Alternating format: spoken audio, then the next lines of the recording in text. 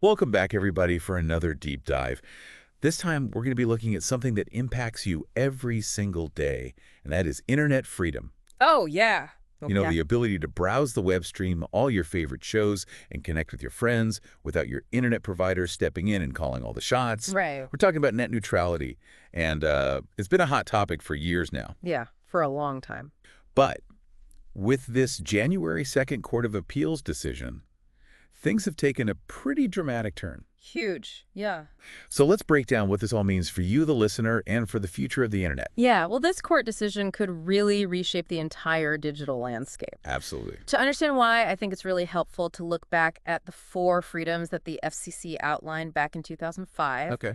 They were all about giving you the user control over your online experience. Yeah, it's like a digital bill of rights. Exactly. Right. Ensuring that we can access any website we want, use any app, connect any device, and understand what we're paying for with our internet plan. No hidden agendas, no sneaky restrictions. Yeah. No funny business, exactly. But these freedoms were really built upon the idea of net neutrality. Right. Which has kind of gone from a broadly supported ideal to a policy and then back again. Back and forth. Yeah. Do you remember how the FCC reclassified ISPs under Title II back in 2015? Yeah. That gave them more power to enforce net neutrality rules. So classifying internet providers as Title II was kind of like giving the FCC the authority to be the internet traffic cop, making sure that everybody plays by the same rules. Precisely. Yeah, that's a great way to put it. But the recent Court of Appeals decision, which was heavily influenced by the Supreme Court's Loper Bright Enterprises v. Raimondo case, basically strips the FCC of that authority. Hold on. So because of this Loper Bright case, the FCC can't enforce those strong net neutrality rules anymore. That's essentially what it boils down to. Wow. Okay. That sounds like a really big deal for anybody who uses the internet. It is, because without those strong protections in place, there's a lot of concern that internet providers could start playing favorites. Prioritizing certain websites or services over others. So instead of that open highway that we were talking about earlier, it's more like we're moving to a toll road where certain lanes are reserved for the people who can pay a premium. Yeah, it's a good analogy. Doesn't that create like an unfair advantage for big companies and kind of leave smaller players in the dust? That's exactly the worry. Yeah. And it's not just theoretical. I think back to the BitTorrent controversy in the late 2000s. Uh-huh. Comcast was caught deliberately slowing down BitTorrent traffic. Wow. Essentially controlling how people were using their internet connection. So even before this court decision, internet providers were already kind of testing the boundaries. Oh, yeah. They've been pushing the limits for a while. That makes you wonder what they might try now that their hands aren't tied quite as much. It's a big question mark. Yeah. It's a legitimate concern. And it really raises the question of whether we're about to see a fundamental shift in how the internet works and who gets to call the shots. Okay, so we've got this court decision that's basically limiting the FCC's power to enforce net neutrality. Right. What does that actually look like for everyday internet users? I mean, is my Netflix about to buffer every 5 seconds because my internet provider suddenly decided they don't like streaming services? Well, it's not necessarily about your internet provider disliking certain services. Okay. But without net neutrality, they could theoretically prioritize traffic from companies that pay them more. Okay. Creating what are essentially fast lanes for some and leaving others in the slow lane. So it's like paying for premium access. Yeah, it's a possibility. Will my internet bill suddenly have a line item for fast lane access to social media or priority streaming for sports fans? It could happen. Wow. And that's why a lot of people are really concerned about the potential impact on consumers. Okay, but wouldn't that create a system where only the big players, the ones with the deepest pockets, can afford to be in the fast lane? Yeah. What about startups, small businesses, independent creators? Wouldn't they get squeezed out? That's a very real concern. Without a level playing field, it becomes a lot harder for new voices and innovative ideas to gain traction online. Right. It could stifle competition and ultimately limit your choices as a consumer. It almost feels like this could widen the digital divide. Yeah. Making it even harder for people who are already disadvantaged to access all the opportunities and resources that are available online. That's a really important point, and it's why so many advocates for net neutrality argue that it's essential for ensuring equal access to information and opportunity for everyone, Right. regardless of their income or social status. So with the FCC's power to regulate net neutrality potentially weakened, Yeah. are there any other options left? Is all hope lost? Not necessarily. You have to remember that the internet isn't just governed by the federal government. States have actually been stepping up to fill the void, Okay. passing their own net neutrality laws. So it's like the states are saying, hey, if the federal government won't protect our internet freedom, we will. Exactly. California, for example, has already implemented its own net neutrality law, which is considered one of the strongest in the nation. Okay, that's encouraging. But how effective can these state laws actually be, especially with this Court of Appeals decision looming overhead? It just seems like there could be conflicts between those state laws and the FCC's authority. You hit on a really crucial point. There are already some legal challenges to state net neutrality laws, Okay. with some arguing that internet access should be regulated only at a federal level. Yeah. It's a complex legal battle, and it's still very much unfolding.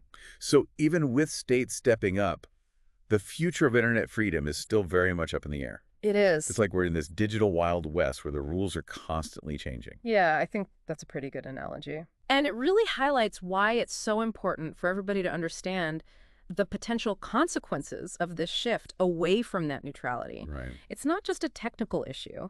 It's about fundamental freedoms, freedom to access information, the freedom to communicate, freedom to innovate, and to participate fully in the digital world. And it's about ensuring that the internet remains a force for good. Yes. A tool for empowering individuals and connecting communities, Mm-hmm. rather than becoming a platform for control and censorship. Exactly. And while the future is uncertain, there are still things that we can do to protect our internet freedom and shape the digital landscape that we want to see. Okay, I'm all ears. What can we do? Where do we even begin? It feels like we're at a crossroads here. Yeah. On the one hand, we have all these concerns about internet providers potentially limiting our access, Right. or creating this pay-to-play system where you have to pay more to get the best service. Yeah.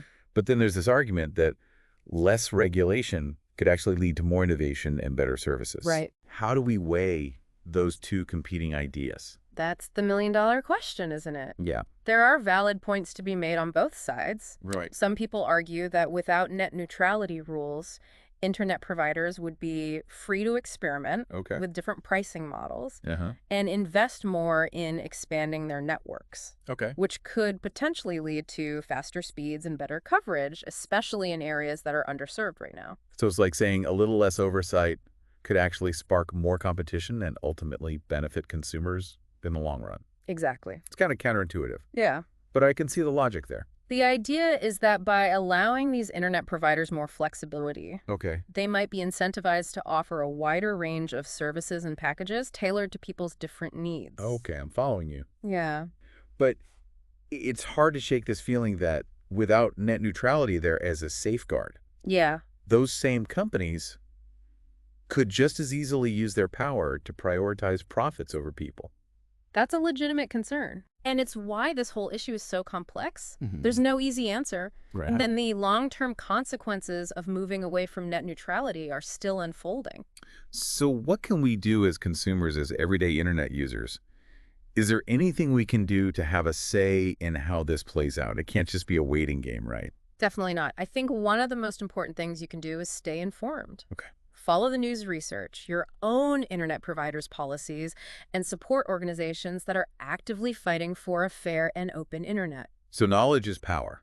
Absolutely. The more we understand about what's happening, Right. the better equipped we are to make informed decisions and advocate for the kind of internet we want. Exactly. And don't underestimate the power of your own voice. Okay. Contact your elected officials Uh-huh. and make sure they know that internet freedom is a top priority for you. Okay. Support policies that promote net neutrality and hold internet providers accountable for providing fair and equal access for everybody. So stay informed, make our voices heard, and hold those in power accountable. Yes. Got it.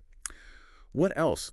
Are there any alternative options out there that we should be aware of? This is where things get really interesting. Okay. One option you might want to consider is supporting community-owned and operated broadband networks. Community-owned internet. Yeah. That's a thing. It is, and it's a growing movement. Wow. Had no idea.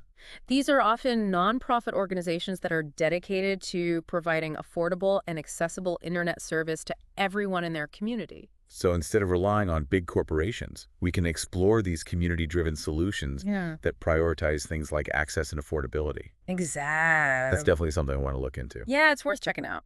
Well, this deep dive has been a real roller coaster.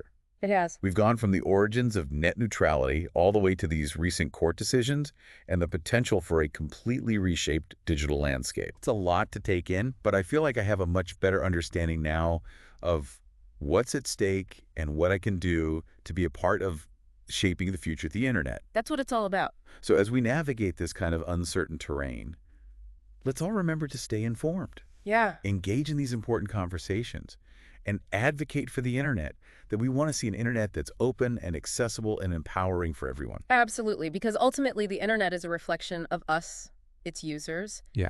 and it's up to us to make sure that it reflects our values and our hopes for a more connected and equitable world. Well said. Thank you so much for joining us on this deep dive, everybody. Until next time, stay curious.